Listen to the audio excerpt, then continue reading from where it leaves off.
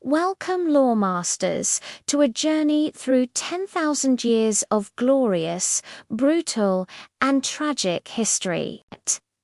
Today, we delve into the saga of the Imperium of Man, the vast star-spanning empire that defines the grim darkness of the far future. So grab your lasgun, say a prayer to the God Emperor, and let's begin. Our story starts not in the 41st millennium, but long, long ago, during a golden age for humanity, in what we now call the Dark Age of technology. Mankind reached its zenith.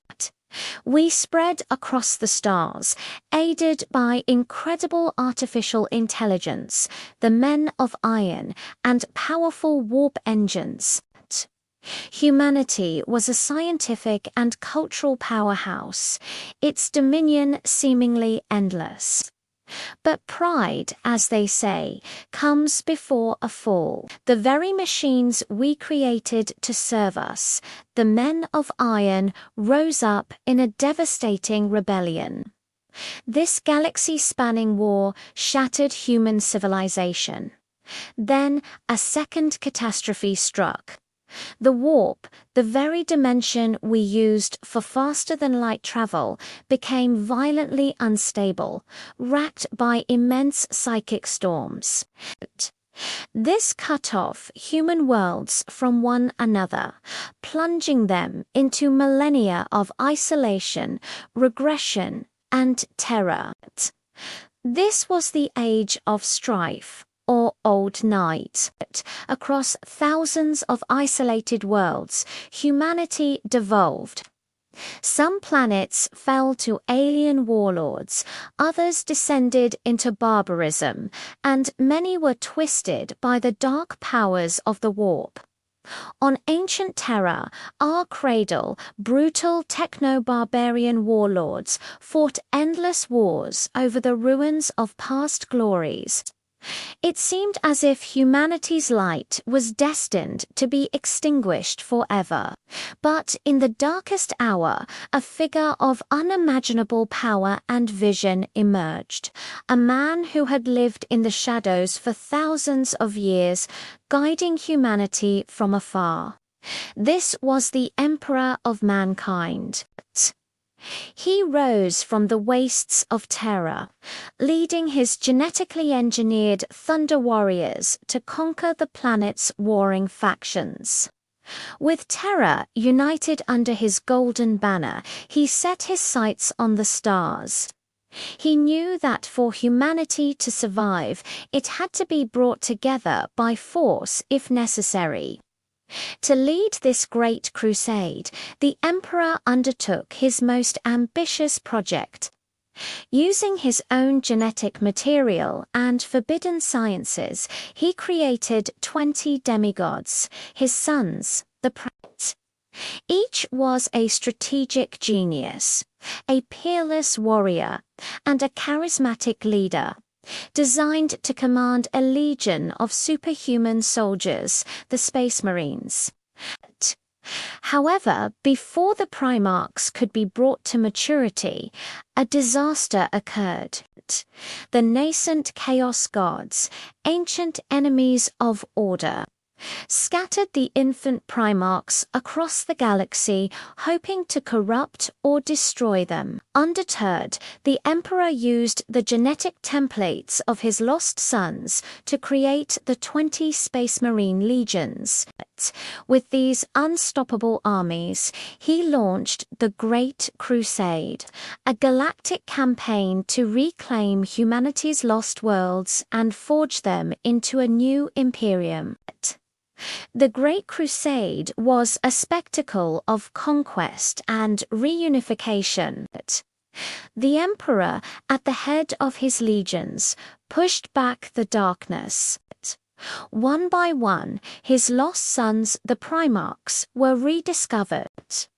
Each was found on a different world, having grown into a powerful leader in their own right. From the noble lion El Johnson on Caliban to the fierce Angron on New Caria, each Primarch was reunited with their father and given command of their respective legion. The Imperium expanded at a breathtaking pace. Xeno's empires were toppled, lost human colonies were brought back into the fold, and a new imperial truth was spread, a secular rationalist creed that denied the existence of gods and superstition. The emperor believed this would starve the chaos gods of the belief that gave them power. For a glorious century, it seemed that humanity's destiny was finally secure. But the seeds of betrayal had already been sown. While the emperor was the ultimate patriarch, his most favored son was Horus Heresy. The Primarch of the Lunar Wolves, Horus was a master strategist and a charismatic leader, the first of the lost sons to be found. The emperor loved him dearly, and when he decided to return to Terra to work on a secret project, he named Horus War Master, giving him supreme command over all imperial forces. This was the highest honor, but it also placed an immense burden on Horus's shoulders. The Chaos Gods saw their opportunity. Through whispers, manipulation, and preying on his pride and insecurities, they began to corrupt the War Master. They showed him visions of a future where the emperor was worshipped as a god, and the Primarchs were forgotten. They twisted his love for his brothers and his desire for glory into a festering resentment.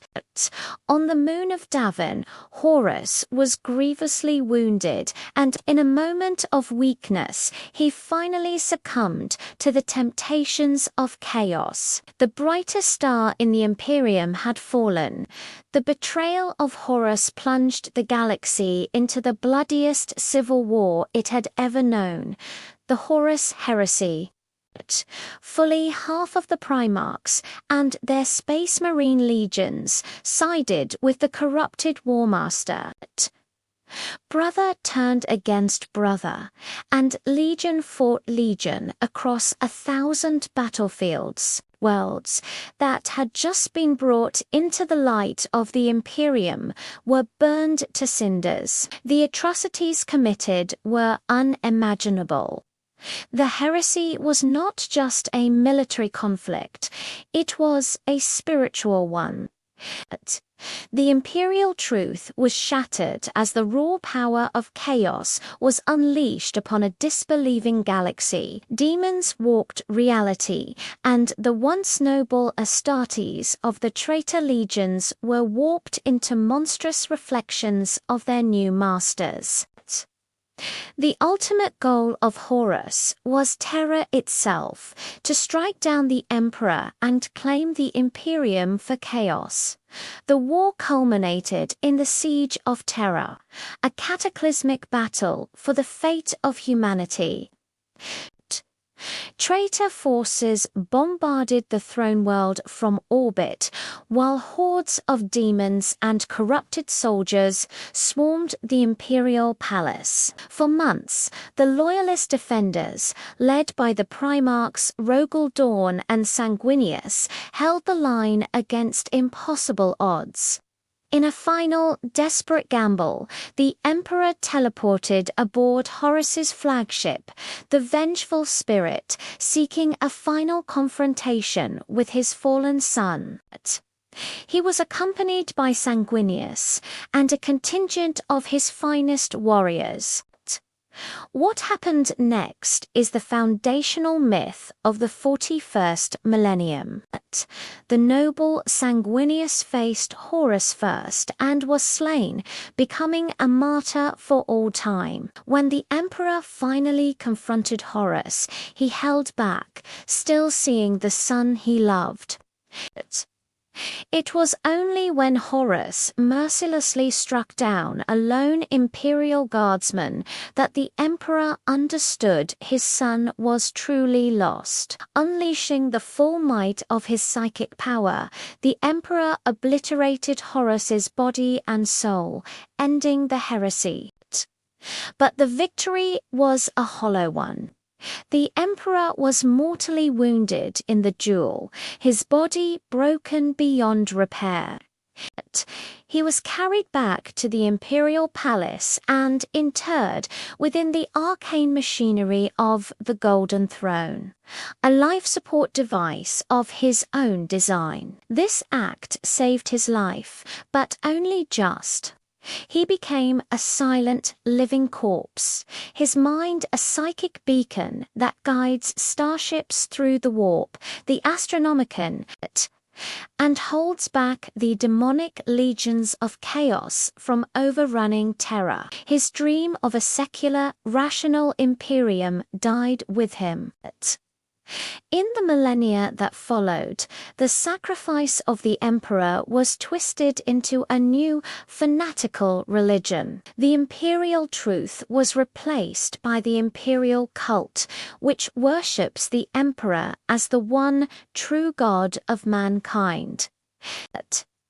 The Imperium was reorganized. The remaining loyalist legions were broken down into smaller chapters to prevent any one man from wielding so much power again. A vast oppressive bureaucracy, the Adeptus Terra, arose to govern the million worlds of the Imperium. And the Inquisition was founded, a secret police dedicated to hunting down heresy, mutation, and alien influence with ruthless efficiency. For 10,000 years, the Imperium of Man has endured. It is an age of stagnation, not progress. Technology is no longer understood, only replicated through ancient ritual. It is a brutal, xenophobic, and oppressive regime where trillions of human lives are spent daily to fuel its endless wars. The Imperium is beset on all sides by threats. The very alien empires the Great Crusade sought to destroy have returned with a vengeance. The insidious forces of chaos continue to corrupt from within, and new horrors, like the hive fleets of the Tyranids, threaten to consume the galaxy whole. Yet, in this grim, dark future, there is only war, and humanity fights on. Fueled by faith and hatred, protected by the superhuman space marines and the countless soldiers of the Astra Militarum, mankind refuses to go quietly into the night. This is the Imperium of the 41st millennium, a rotting carcass of an empire, clinging to survival against impossible odds, its golden age a long-forgotten memory. But as long as one human draws breath and defies the darkness, the hope of the Emperor, however faint, lives on. Thank you for joining us on this journey through the history of the Imperium. If you enjoyed this dive into the lore, be sure to hit that like button, subscribe, and ring the bell for more Warhammer 40,000 content. Let us know in the comments which part of the Imperium's history you find most fascinating. Until next time, the Emperor protects.